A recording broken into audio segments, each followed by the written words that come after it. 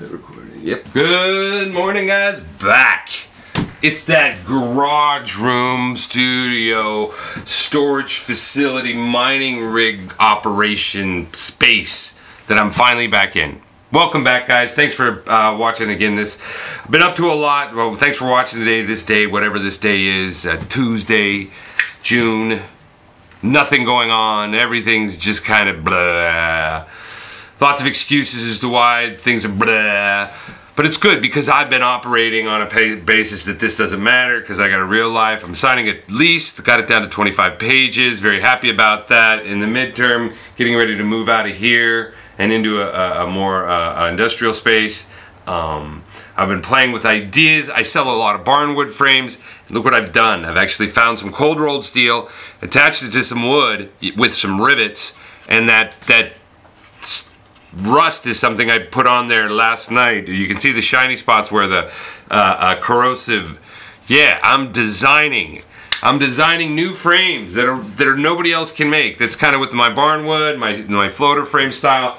It actually helps my business in designing things that are other people could easily emulate, but just actually spending the time to do and think about and make original. That's what I'm about. And you know what else?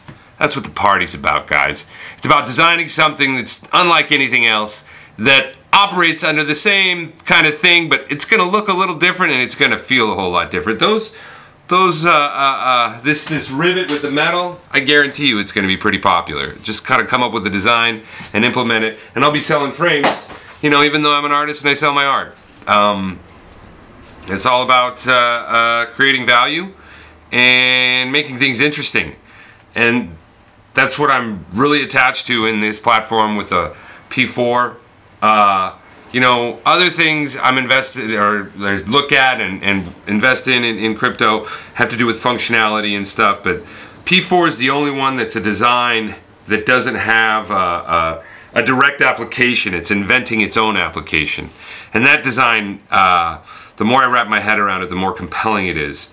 Obviously, I'm following the advice and the lead of the Tony here, and he's definitely, you know, I used to think I had my head pretty good wrapped around like the whole financial industry, like, you know, that movie we all saw, the Big Short, where they explained the whole financial debacle of 2007 and 8, and they had people, like famous people, explaining what a mortgage-backed security was, or collateralized debt obligation, and how these things created the problems that we had, you know. And I always thought I was smart because that movie just really failed to recognize the only way they could create these mortgage-backed securities where they just cut up onions and divide them up and sell them in all different pieces was only through mortgage electronic registration. And it's a problem that still exists today with real estate. It's why, in a big way, houses here are millions of dollars and that would be placed anywhere else in the country practically are $50,000. Well, no, maybe not, like $250,000. But it's essentially why the real estate industry is getting away with what it's getting away with.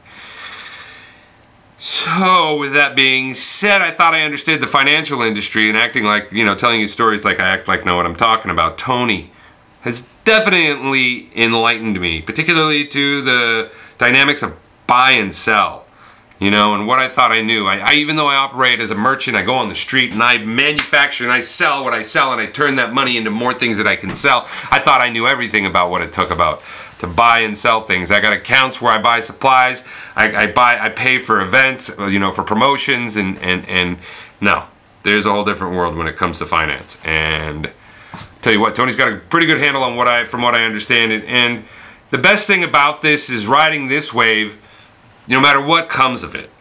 You know, Dan and Kenny, they definitely proved that faces don't mean a damn thing. And this afternoon, Yogi's going to really slam it to me. We're doing a conference with each other, and we're going to talk about trust, and I'm going to admit wholeheartedly how much I failed in understanding what trust means. It has nothing to do with the face or knowing a person.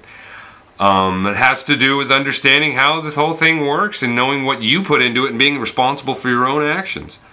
And I'll tell you what, ETH went down a whole bunch, but it didn't affect my ETH purchasing power. It actually enhanced it when I was as a member of the party. Nobody I know of in any virtual deposit contract space that has been there the last few days while their tokens valuation has gone down has not only suffered that, but the wrath of the price of ETH. Double whammy. That didn't happen to me. you know? So, and the few of us that are over here in the party, we're having a damn good time.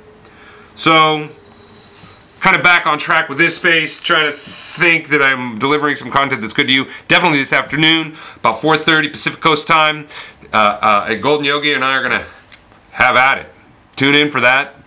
Otherwise, see the rebroadcast of that, and be well, you guys. Thanks for watching, and click the like, subscribe, and bell button if you want to see this on a more regular, if you want to see this whenever I publish them. I try to do it every day, and so far I've been pretty good at it for about almost 90 days.